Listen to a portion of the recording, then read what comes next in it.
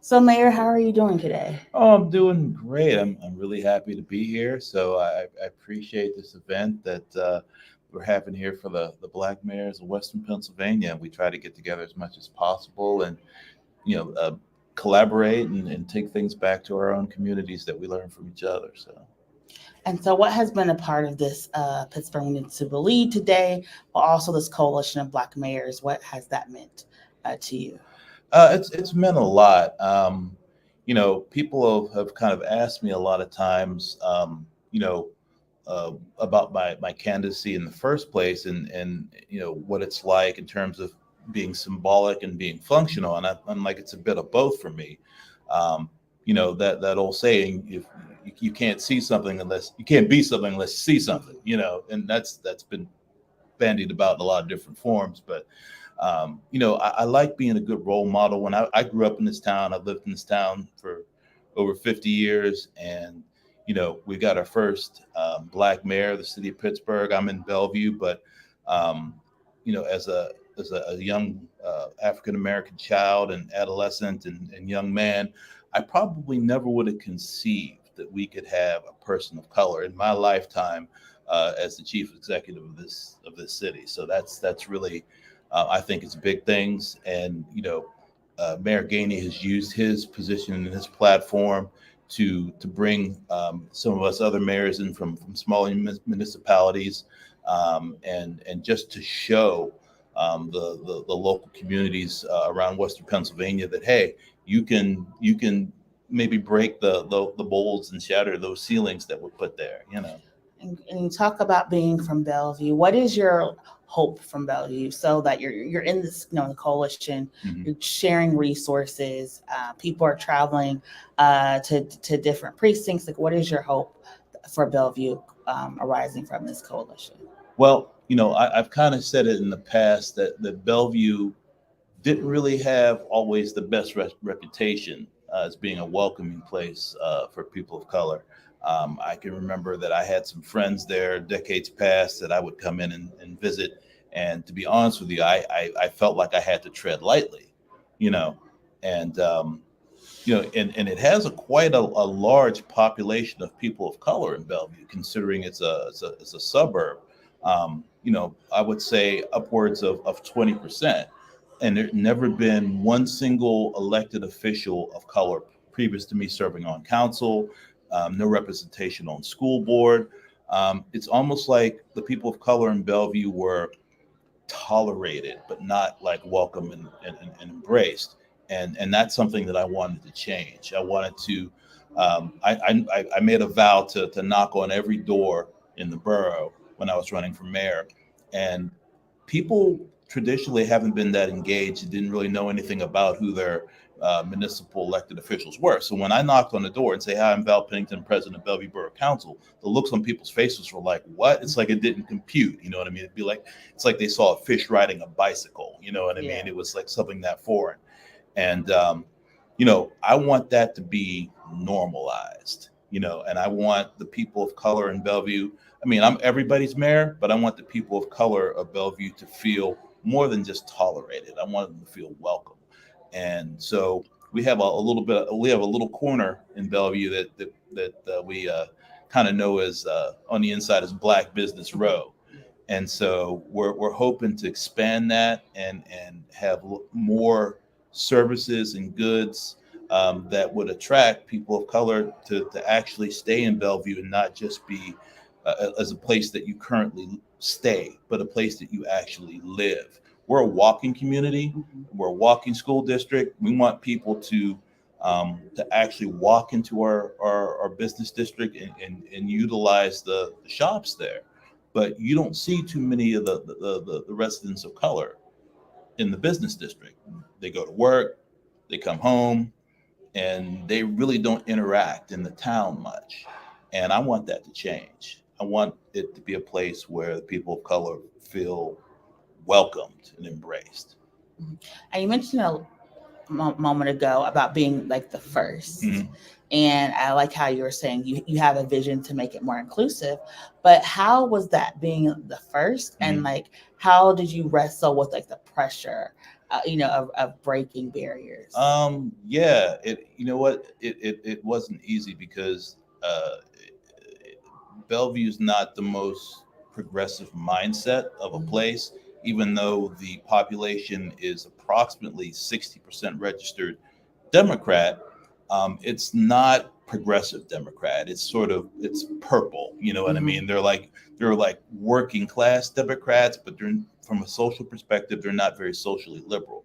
So I basically had to prove myself uh, to people in person. When I originally ran was for Bellevue Borough Council, and just like when I was running for mayor, I knocked on every door. I established myself as being knowledgeable about the town and the challenges that it faced. Very spoke, I thought, hopefully, pretty eloquently to those things and had solutions for them. And people, again, they looked at me like a fish riding a bicycle, but um, I made believers out of people. And when I got on council, I like to think that I showed myself to be of the most high integrity possible, such that 2 years into um, my stay on council, I got voted president of council. And so, with that vote of confidence from my fellow council persons, I think I did a lot of change for, I led a lot of, spearheaded a lot of positive change for the borough. And so, um, I kind of, I think, broke the mold and changed the minds of people who typically might look at somebody like me and have a different impression. Mhm.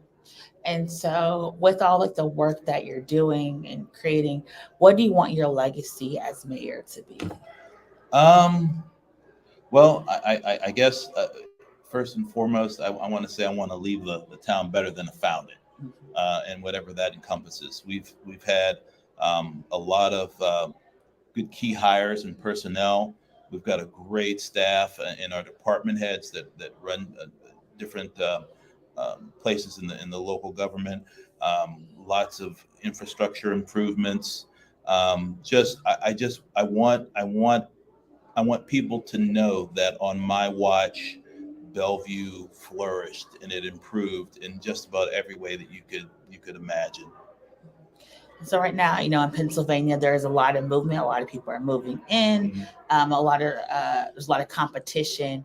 Why do you want people to come to Bellevue? Can you sell me Bellevue? I'll give you Sure. like a minute and a half. All right. I won't do I've 30 already been I've already seconds. been talking too long, but I'll give you like a minute and a half. Yeah. Bellevue's kind of a unique place in the sense that it's got some really large old homes, and the housing market in particular in Bellevue has been really hot the last couple of years.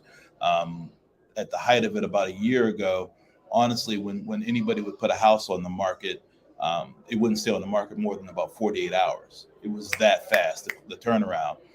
The value for living in Bellevue is incredible.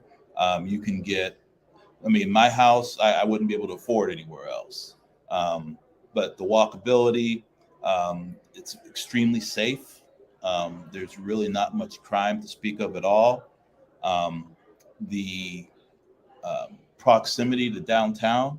The reason why we bought there in the first place is um, I professionally, when we first moved there 15 years ago, needed to get to both downtown and out near the airport. And it's very quick to get to both. My wife needed to get to Oakland, great access there. So I call Bellevue the gateway to the north, the east, the south, and the west, because you can get all four corners of Western Pennsylvania or of the Pittsburgh area really easily from Bellevue. I mean, so no matter where you have to go, um, it's affordable, it's quick, it's just a really convenient place to live. So I invite everybody to come to Bellevue and check it out. We've got great restaurants, brew pub, um, you know, beautiful old homes. Got a house tour coming up this weekend. Um, Maybe I shouldn't say this weekend because I don't know when this is going to air. Yeah. But house tour where we spotlight our beautiful homes. So yeah, I invite everybody to come in and take a look and see the sort of unheralded gem in Western Pennsylvania. All right, Mayor, thank you so much for sitting down with us. We wish you well and thank you again. Okay, thank you. Thank you for having me. Perfect. Bernard, thank you so much for sitting down with us today. You know, we're here at this Pittsburgh Municipal League networking. What does it mean to you to see all of these Black mayors in one spot? Wow, I have to take it in because as soon as I got off the elevator, I saw so many Black mayors and Western PA 13, 14. And I mean, we didn't have half that number 5 years ago, and just seeing the collective of emerging Black power, I think that's powerful for our city, our region. Correct me if I'm wrong. I think Pittsburgh is probably like one of the last big cities that never had a Black mayor. Correct. Wow, correct. I mean, we're still saying first in 2022. Yeah, and then a lot of the counterparts are also first, and people know you almost like as the Connect King, right? You've built a whole career of bringing resources together, and this coalition specifically trying to bring all resources together to these cities. So, what does that mean for you to kind of have laid this like blueprint of people working together, expanding beyond just the city? Um, I love it. I'm proud to be able to say I had a small part in that. My current work involves looking for gaps and making recommendations to organizations and the power to be to eliminate those gaps and to see that all these mayors are able to come together and to work on the gaps on a governmental side. I mean, it's amazing. That's one of my favorite words. And going forward, if I may, I would like to see more between this collective of individuals thinking about their own boundaries and more of a regional, um, how we can work together. And last point to that, the Pittsburgh International Airport is going through a $1 billion expansion, and it's an Allegheny County airport. But I've been saying, hey, we need to loop in Beaver County. We have Aliquippa that has a lot of Black and brown folks who need to be lumped in. They could get to the job site in 15 minutes, as opposed to someone who lives in the East End. It's going to take them an hour, hour and a half. So we need to reimagine, working together outside of these boundaries. Well, Bernard, thank you so much. Thank you. And I appreciate you, and we'll catch you next time. All right. Well, Mayor Copeland, thank you so much for sitting down with us here at the One Hood Power Hour. How are you doing today? Very well, thanks. And you said you had a busy day. Can you talk a little bit, like, how has your day been? Well, I was invited to Chartiers Valley Primary School this morning to talk to two classes. Well, they wanted to ask me about how I became mayor, what are the mayor's duties, where do I live, and all kinds of cute questions. For 7 and 8 year olds. And so you're the mayor of Bridgeville. You've been doing a lot of work. What does today mean to you as coming together as a coalition of mayors? It's always, a happy time to get together and to be able to share our stories, our concerns about our residents and what's happening in our areas. For me, Bridgeville, our main concern is always flooding. But we are coming up with new ways we're hoping to alleviate that. And we're getting grants to restore our parks that were destroyed in the flood a few years ago. And so we're hoping that things are going to get better for us. And you said you started your day talking about like what a mayor does and how you became mayor. What do you want people to know about Bridgeville and the work that you're doing there? I want people to know that Bridgeville is a very caring community. We come together for all of our service organizations, fundraisers. We support our churches in their programs. And we have a library that we're very proud of. They just celebrated their 60th anniversary recently. And now we have a Bridgeville Arts Council. They're bringing sculptures into our borough. We have one special one that's by one of our coffee shops. And it's a man sitting there and he's actually holding a Bridgeville paper like he's reading it. At first, people didn't realize he was just a sculptor. They were sitting down beside him and talking. And then finally, they realized what he was. So we're very proud of our Arts Council now. So.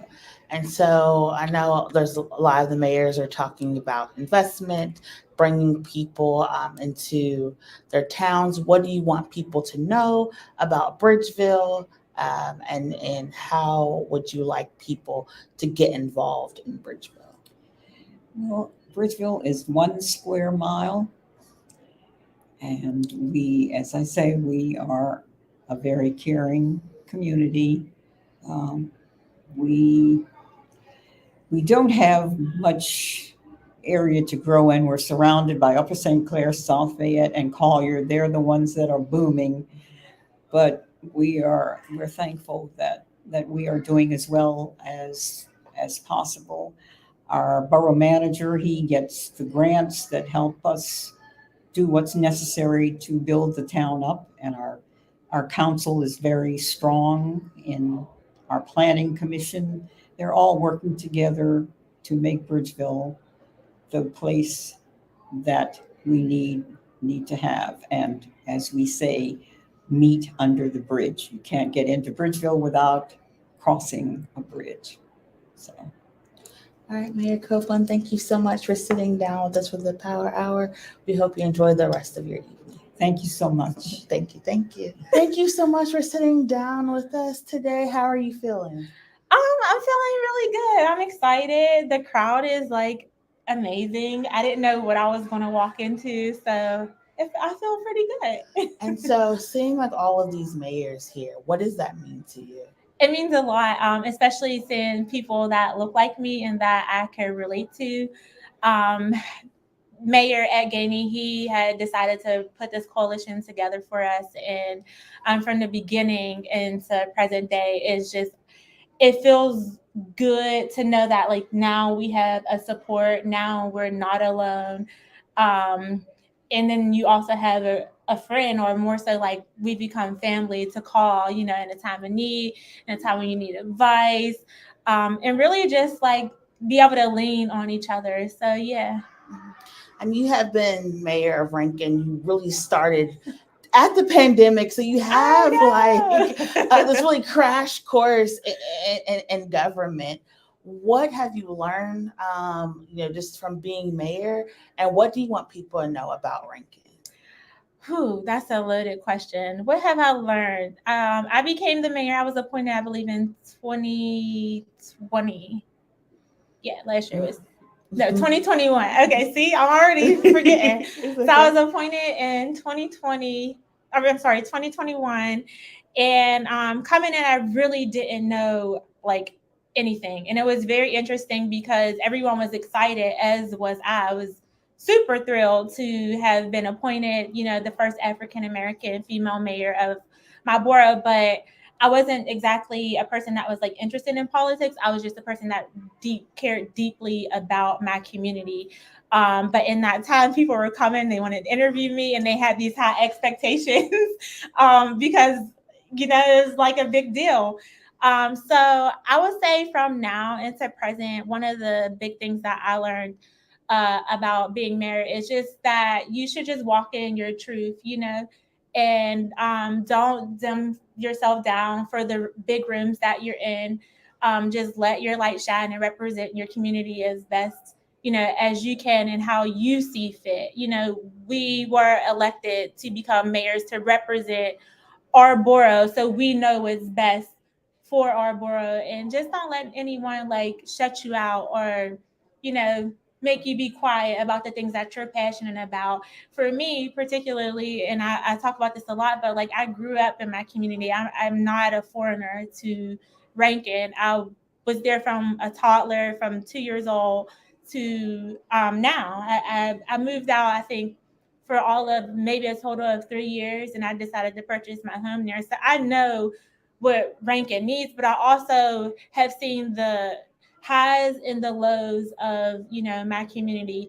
I'm very proud of the growth and the direction that we're trying to go into with the redevelopment of Hawkins Village. A lot of people did look at it as a negative thing, but then there's a lot of people that looked at it as a positive thing. And to be completely honest, I was like in the middle, because it's like, oh, these are my friends, they're being displaced, where are they going to go? This is literally people's childhood, like not just their childhood, but their grandparents lived there, so we're talking like generations upon generations being uprooted and having to go elsewhere. But then once I realized this is a done deal, the positives of that is that we are getting a facelift, and those people in our community are getting the amenities that they should have had a long time ago. And so we had that groundbreaking last Thursday. And then we actually have a groundbreaking coming up with the Cary Furnace site this upcoming Thursday. So I'm very proud of, Rankin. And one of the things that I would like to share and like for people to know is like everything isn't what's portrayed, in the media.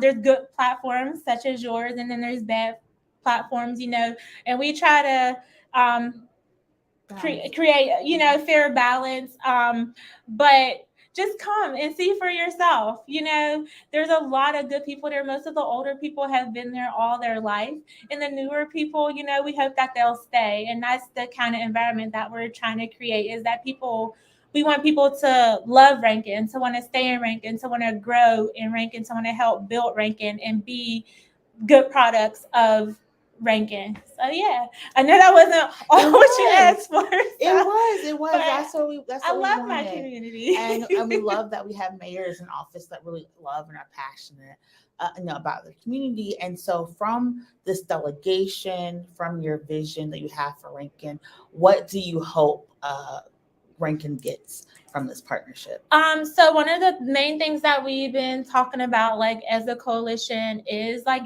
different amenities and different resources. For me specifically, infrastructure. We have a specific. Well, I should say, to answer your question more directly, more resources centered around our infrastructure. We have literally one road, and since I became the mayor, and I've been the mayor for over a year and a half now, our residents are complaining about this one road. Why are they complaining about this one road? Is because their cars have been totaled, on this street, completely total. I mean, one resident has 3 cars totaled. That indicates a problem, So I'm just hoping that we could get some attention to that, because our borough, while we are growing, we are still struggling. We still are a impoverished, community, and we need that. The trucks are coming to our community, the buses are coming to our community, and now because we are growing, it's that our roads need to grow with us. So I'm just hoping that I can kind of speak or represent my community in that light and bring those resources back to the table to our council, because it's an area where we're struggling, and we haven't been able to find the resources to fix that problem. So it might sound trivial, like might seem small, but it's a big deal to my residents. So if it's a big deal to them, then it's a big deal to me. And I don't even use that road. I go around. But exactly though, if it was great, then maybe I consider using it myself. But that kind of like that. And then I think some of the other mayors talked a lot about blight. Like in North Braddock, they have a really big issue with blighted properties. So just trying to figure out what can we do, as mayors. I'll be honest, a lot of people don't know this, and I will use this platform to share that. But um, in boroughs or small boroughs, like such as Rankin and North Braddock, and even like I believe like Aliquippa and Beaver Falls, they're strong council, weak mayor system. So we get a lot of people that come to us and think we can like change the whole world, but the reality is that the voting system goes through council and the mayor doesn't have that much say so. We have veto power, and then we have the ability to break a tie, but in as far as like voting on resolutions and things like that, we don't get a say in that particular area. I say that for a number of things. One, because it's just the impression that we do have this power, and I like to clear that up. But then the other part to that is be mindful of like who you're voting for and who you're putting in office, when it comes to like your council seat, because they are the ones that, have the power and the say so to make great things happen or to block great things from happening. So yeah. Yep. All right. Oh my God, McDonough, thank you so More much. than 30 seconds. It was good though. I know you were nervous, and that was a good interview. And I wasn't even nervous when I was talking. But thank you so much for sitting down with us, and I hope you enjoy the rest of your evening at the network. Absolutely. Session. Thank you for following me, and I appreciate that. Perfect. Thank you for trusting me. Absolutely. All right, we're here with Chief of Staff Jake Wheatley. What does today mean to you to see all of these like amazing people like in one space? Yeah, I think. Do I look at you or do you look at me? Yeah, today is amazing because it's another step around the vision that the mayor of Pittsburgh has kind of laid out. He wants the city to really be a welcoming city. He's formed a collaboration with other Southwestern African American mayors because we have common challenges, and just because we have city borders, the challenges don't stop at the borders. And so this is just another step in trying to build that pipeline and build those relationships so we can fight those challenges together. Talking about fighting challenges, today is Thursday. I know this is going to air later in the week, but today the president of the U.S. announced that he is doing a national pardon of people who have marijuana possessions. As kind of like the architect of the marijuana adult use cannabis campaign in Pennsylvania, what does today mean to you? I mean, again, it's significant where he recognizes that too many of our citizens have lost opportunities, have been prevented from reaching their true potential just by nature of a plant that should have been legal from day one. So I'm glad he's kind of trying to wipe the slate clean from the records, but we should just pull the Band-Aid off and make it legal so people can stop having these lives ruined. States can go ahead and figure out a more productive way to raise money from it, offer opportunities for folk. And there's far too many people who are still prevented from reaching their dreams because we have these arcane laws that prevent, even our public safety. If we want people into public safety, if they have, a medical card that's legal, they still can't participate in that opportunity. So let's make it legal so we can take these artificial barriers out of people's way. But for days like today and events like this, do you ever like sit back and be like, I did this? I know you like to be humbled. I know you always like to talk about it's the work of everybody. Yeah. But you've created a lot of this foundation, bringing people together, fighting for a lot of these issues that people would say were radical or too Black. You really led, with that. So do you ever just take a moment and be like, this is almost like the fruits of my labors? No, not yet, because I think when we take those moments, sometimes we lose sight of the real thing because we haven't gotten to the real thing yet. These are pieces, and of course, I want to celebrate the victories. And so today is a great victory, but it's like anything else. We haven't won the war. So I'm trying to keep my eye on that because when I do take that final step, I'm probably going to sit down. So I'm trying not to sit down yet. Gotcha. Yeah. Well, Staff Wheatley, thank you so much. Thank you. And those glasses are banging. Thank you. Well, Felix, thank you so much for sitting down with us today. Yes, my pleasure. What does today mean to you to walk into this room and see what the largest convening of Black mayors in Southwestern Pennsylvania? Opportunity, an opportunity to be intentional about bringing about change, bringing about financial re-engineering where there's a bit more of a focus on people of color, if you will. there's so much work to be done, and there is quite a bit of opportunity to be more sophisticated with the sort of financial decisions. And if you're gonna have an impact, sadly you've got to spend some money, but then you want to spend the money in the right places and then track that progress. So when I see this, I'm really energized seeing all of these mayors in the same room, and they're looking to have the same kind of conversation. So a day like this is one that I'm hoping to have more of. And as one of like the primary sponsors and investors in this convening, why was it so important for you to get people in a room and to support this coalition of people coming together? It's call it awareness, right? Because I think for the most part, those that are in a position to do something about change and have good impact sometimes don't have the tools or the understanding of perhaps sophisticated finance, and even some of the impact engineering that needs to happen. And that's where we come in. So we have the understanding, we have the knowledge, we've got the resources, and we can help. And so, in a situation like this, it was very important to, we're happy to have supported the event where we can, continuously just by virtue of awareness, be in a position to, spread, knowledge, provide assistance, and more than anything, provide, awareness to how to get things done in the right way. And you talk about finances, you always want, a return on your investment. Absolutely. So what do you hope the return is for you and your organization? So, sponsoring this event again was just about to get into the mix of things and also get an opportunity to see how the political leaders are thinking about, the challenge. I was really impressed to, listen to the mayor yesterday and even today, just on the sheer fact that he appreciates that he doesn't know everything, but he wants to do something about that, which is he wants firms like ours advising him properly on having answers to questions that even he doesn't know to ask.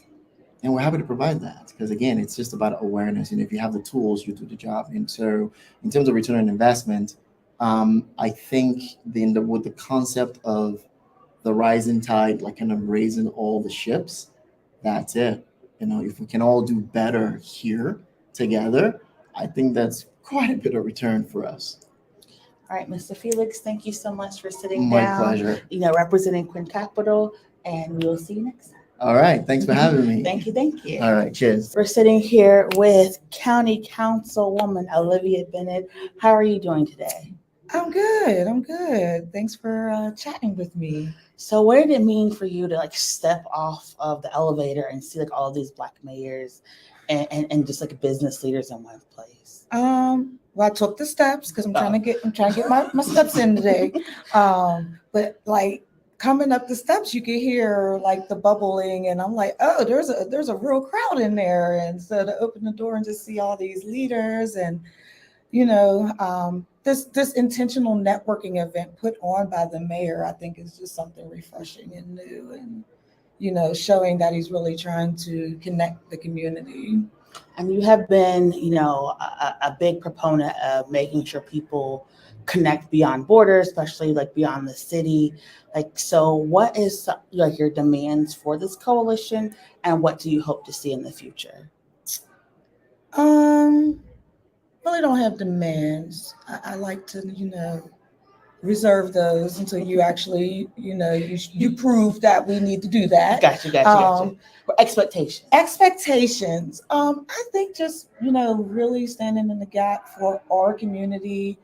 I know, having worked for an organization in the, greater part of the county, there are a lot of things that Black people specifically need, especially advocacy, education, just all of those things. Now, I'm hoping that this coalition will help bring that, as well as connecting those really grassroots issues to policy. All right. Well, County Councilwoman, let you go. Enjoy the networking. Thank you so much. Thank you for sitting down with us. So great to see you. Love your glasses. Thank you. All right, we are here with the wonderful mayor of Harrisburg. How are you doing today? I am wonderful. That's great. What does it mean to you to get off the elevator and see all these business leaders and mayors that you've helped bring together to network and to build community? Well, I think it's amazing confirmation because we have so many of us that were losing our bid for reelection. Uh, Personally, I lost five of my best friends who were either mayors or commissioners who lost their lives to COVID. So this is amazing just to see everybody join together and coming together and for the same purpose. And so you were one of the conveners of the historic, Pennsylvania, Black Mayors Coalition. What caused you to want to make sure you bring people together, share resources, share information? The fact that we were just all separate and we couldn't come together at one in one group collaboratively. So I think it's wonderful that I was able to reach out to them and we could all get together. We had just had the Black Mayors convening in the city of Harrisburg last week. So to see everybody come together and share their ideas and their policies and their legislative issues, it was just wonderful. The sharing of information, and that's how we prosper. And you're one of the driving forces behind bringing people together. Yes. What do you hope the legacy of this convening and this coalition will be? Well, I hope the legacy would be that we're doing good things for our residents. Each of us have a purpose, and each of us has so many residents. Their population is so different, but regardless how many residents that we have and what the population is, that we all come together to make sure that we identify those issues, that we can make sure that the citizens, and that's our priority, make sure that the citizens get the best services in the city, and that we revitalize these cities, because we're looking at 100-year-old sewer systems. We're looking at the streets haven't been repaved. We're looking at issues with affordable housing, infrastructure. The bridges are bad, our roads are bad. So we all come together to try to work for the same purpose, to advocate for the same thing. Well, Mayor, thank you so You much are for so sitting welcome. down with us, and I hope you enjoy the rest of your evening. Oh, listen to you. Thank you so much. Thank you. All right, we are here with Mayor Burwell, who is the mayor of Homestead.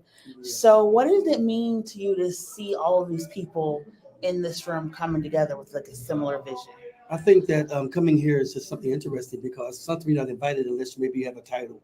So becoming mayor of Homestead, the first Black mayor of Homestead, got an invite, and to come here to see how people are networking and how things sometimes are done over little lunches or over dinner or over just appetizers. And somebody gets together and talk about some things that I might can use in my area, in my district, and that they may use some things that I'm doing. So I think it's just a nice cross connection and a blending together of ideas and thoughts, in our mind. So you said, being the first Black mayor, do you Yes. sometimes sit there and be like, this is amazing, but there needs to be a lot more of us? I just did a wedding. I actually did the wedding, made sure everything was together for the girls and for the guys. And one lady who knows me says, and I was cleaning the tables off because that's what I mean. I was in charge of making sure that this wedding went off well. She said, and you're a servant. I said, we all should be servants one to another.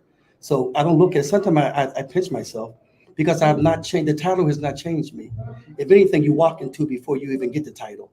So it's fine with me.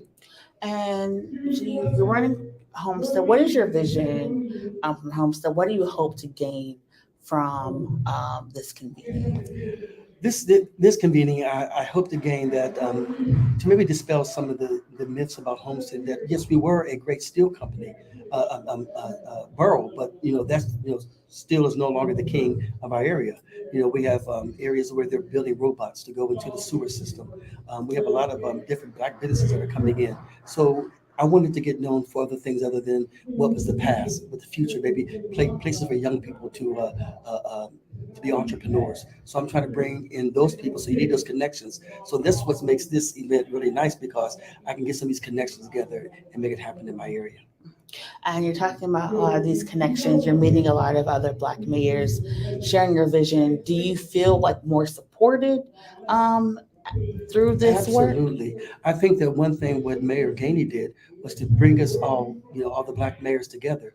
We've met about 3 or 4 times. So I think that just not looking at the city of Pittsburgh, looking at the surrounding areas, the boroughs and the municipalities. So he's bringing all that together. So that's nothing that I've never experienced before, and I'm loving it. All right, Mayor, thank you so And much. thank you I so hope much you have a great we day. appreciate you. Mayor Adams, thank you so much for sitting down with us. You know, you It's my represent the wonderful borough of East Pittsburgh. What does today mean to you to see like everybody coming together? Wow. You know what? It's hard to find words, but are you familiar with the names Saladin? Mm-hmm. Okay. Nate Smith? Mhm. All right. Um, I was at Mayor Gainey's inaugural celebration, sorry. And I had the chance to meet Saladin for the first time, and I had to stop him as he was on his way out, and I had to say thank you. Because had it not been for you and for Nate Smith, I would not be standing here. Okay. And this is just going back to the 60s, going back 100 years ago. This would not have even been possible. So, what this means today to have this many brothers and sisters, okay, in a position of leadership, something that we know that we could have done a long time ago, just given the opportunity. It's something good. This is, I mean, it hasn't really set in yet, But I mean, I guess as I'm laying awake in bed 2 o'clock in the morning trying to digest all of this, it'll finally come home. But this is absolutely fantastic. I mean, to see this many people of color in a position to be able to make a change. The area that I'm from, East Pittsburgh, is predominantly Black. So just trying to do things, they don't recognize what I'm trying to do, but trying to uplift the community, trying to do things differently so that we can have a community where everybody wants to live, not where they feel like they're trapped. But not only myself, the other mayors that were here, I'm sure they're doing the same thing as well. So, and I can let them speak for themselves. But this is amazing. This is absolutely amazing, and I'm very appreciative to the Honorable Ed Gainey for just making all this happen. And you're coming together with this coalition. What do you want people to know about East Pittsburgh, and what do you hope East Pittsburgh gains from you being a part of this convening? East Pittsburgh is a very small community. We're about maybe a quarter of a square mile, but it's what they call a bedroom community because East Pittsburgh is very walkable. Okay. So right now we're trying to get enough businesses to come in where basically you don't have to leave East Pittsburgh. I mean, you can go down and you can buy a green pepper or an onion for your salad. You can go, if you want to buy a full dinner, you can go to a restaurant. You can get gas. You can go do your laundry. You can do everything that you need to do, and you can walk doing it. You don't have to drive. That's what we're pushing for. East Pittsburgh, it's a very quiet community. After the Antoine Rose shooting, back in 2018, I think that was probably the time that we actually had an all-time low. But we are recovering, and that's what I'm trying to do. I'm trying to build that sense of community, trying to build a sense of responsibility, trying to engage the community for them to come out to the borough council meetings and to hold us accountable, hold myself accountable, hold our council, hold your council accountable, no matter where you are, no matter what borough or town or city you live. Go to the meetings. It's important. That's where a lot of information comes out. And a lot of people are not aware of things that are happening in their municipality, and they kind of miss out on it because they don't get involved. But East Pittsburgh is very small. It's very walkable, and we're trying to get the right kind of people there in East Pittsburgh. Thank you so much. And so, as we're wrapping up today, what do you hope you gain from this convening, and what do you hope to see going forward? I'm hoping to gain knowledge. I'm hoping to speak with a lot of the individuals who have experience in different fields in helping East Pittsburgh to move forward, and actually basically just looking forward. What do I want to see? It's not going to happen overnight, but I want to see East Pittsburgh rebound from where we once were. All right, Mayor Adams, thank you so much for sitting down. Thank you for having me. It's been a pleasure. Enjoy the rest of your evening. Thank you very much. Thank you. We are here with the mayor of Newcastle, Mayor Chris Fry. How are you doing today? I'm doing wonderful. So what did they mean to come here and see like everybody coming together and working together for the same vision? Well, so it's a great experience. It's a great opportunity. It's a brotherhood, a family, a sisterhood. Everybody that comes, and there's this collaborative of Western Pennsylvania and of Black mayors across the Commonwealth. It's great, and this is one of many events. And I think Mayor Gainey, Mayor Wanda Williams, Mayor of Aliquippa, Dewan Walker, myself, Mayor Johns, everybody just continues to communicate and share ideas and get in these networking opportunities so we can learn more on how we can help our community. So it's a great experience and I'm happy to be a part of it. And you talk about coming together and working. What do you hope the people of Newcastle get as a result of these conversations in this convening? Listen, number one, I mean, it's such a polarizing political environment right now, just very divisive in both sides. And me being, I believe I'm the only Black Republican mayor in Pennsylvania right now. So a lot of people don't know that, but we don't discuss it. These are groups for us to come in, and you don't see that, right? You don't see that in these types of environments. These are abilities for us to come together, communicate, share resources, share information, talk, just be cordial, talk to each other, be friendly, and then just see where map out what our future holds for Western Pennsylvania and as a region. So it's very important that. So I really want my community and just folks everywhere, to see how, what politics really looks like, when you work together. And that's what this is all about. You talk about your community of Newcastle. What do you want people to know about Newcastle? Yeah. How to get businesses and people to come and just visit the area? Newcastle's it's a Rust Belt community. It went through its bout of having 50,000 people, great industries, steel industries, 10, and then it got to a point where we got hit with the epidemic and the exodus of those same companies, and a lot of families had left our community. I think where we are right now, that renaissance is happening. We're starting to see a resurgence of community pride, of supporting one another, being neighborly. We're starting to see a lot of those things happening, under my leadership and with just great people, great organizations throughout the community who are really taking an active step in and bringing and moving our city forward. So, I just want folks to know, Newcastle's open for business. We're open for, places to live. We've been coined as a Zoom town in national research. We've been seen as a place to live for retirees, a place to live for those who are 26 to 44. So it's truly this bedroom community in Pittsburgh. It's right smack dab in the middle of Erie and Pittsburgh. And I lived in Erie and I lived in Pittsburgh and I grew up in Newcastle. And it's like, we're kind of right in the middle of it, but if you look at it as like kind of the belt, Western PA belt, we're the buckle and we're right there. And I think we can join everybody together, both sides, nicely. So I just want folks to see that as an opportunity. If they're looking for a place to go and be great ethnic food, I don't even know if we have a chain restaurant in our town. All of our restaurants, just great atmosphere to come to, and we're growing. Know that we're growing and be a part of the growth. So. Talk about the opportunities and the growth. What do you hope your legacy as mayor is going to be for the people of Newcastle? I've been pretty consistent, since I got in. I really, didn't have these grandiose ideas and plans, but just really trying to maintain our existence and being a thriving community in Pennsylvania, where we once were, the mini New York or the little New York City, really just trying to maintain that. And now, in terms of where we are and where we're headed, is just having that beautiful, quaint, neighborly, safe, hometown place to come to. And that's where it was. So really perception was it, really being, we went through a bout of, being perceived as corrupt, drug infested, gangs, all, unsafe. And I'll be honest with you, I come from communities. I was born and raised in Richmond, Virginia, moved to Newcastle when I was 10, and I've seen it. And I've seen it in a whole nother light. And Newcastle's not that. Newcastle's a great place, a very diverse place too.